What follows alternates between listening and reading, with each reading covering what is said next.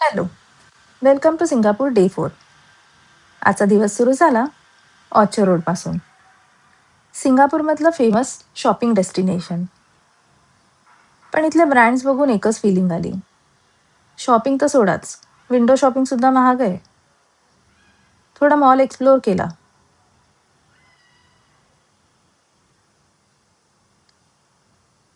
आणि मग निघालो जवळच्याच फेमस आईस्क्रीम अंकलकडे. सिंगापूरमध्ये येऊन हे फेमस आईस्क्रीम ट्राय करायचंच होतं. आईस्क्रीम खाल्लं आणि थोडा हॅपीनेस परत आल्यासारखं झालं. तिथून मग मेट्रो पकडली आणि पोहोचलो नेक्स्ट डेस्टिनेशनला, चायनाटाउन. आणि सगळ्यात आधी गेलो बुद्धा टूथ रेलिक टेम्पलमध्ये. बाहेरच्या बिझी चायनाटाउनपेक्षा टेम्पलमध्ये एकदम शांत आणि पीसफुल ॲटमॉस्फिअर जाणवतं. ब्युटिफुल आर्किटेक्चर आणि खूप सुंदर इंटिरियर. नंतर तिथल्याच हॉकर सेंटरमध्ये लंच केला.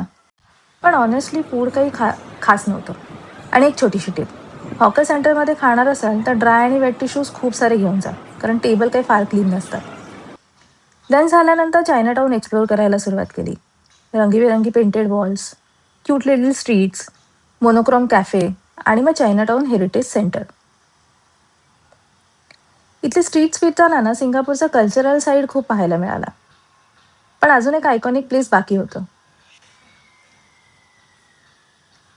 मर्लाईन. तिथे पोचल्यावर लक्षात आलं, अरे बापरे, इथे तर सगळ्या जगाची गर्दी आहे. सगळ्यांच्या हातात कॅमेरा आणि फोन. प्रत्येकजण मर्लाईनसोबत फोटो काढण्यात बिझी. मी होते सोलो. पण त्याची एक ट्रिक आहे. तुम्ही दुसऱ्या सोलो ट्रॅव्हलरचा फोटो काढला की बदलत ते तुमचा फोटो काढतात. आणि अशा प्रकारेच मला माझे मिळाले आयकॉनिक फोटोज. आम्ही संपूर्ण संध्याकाळ तिथेच घालवली.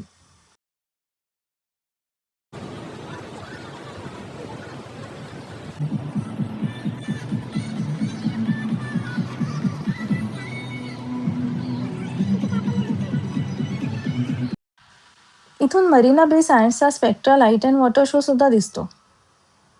त्यासोबत आम्हाला अजून एक ब्युटिफुल म्युझिकल शोचा अनुभवही मिळाला.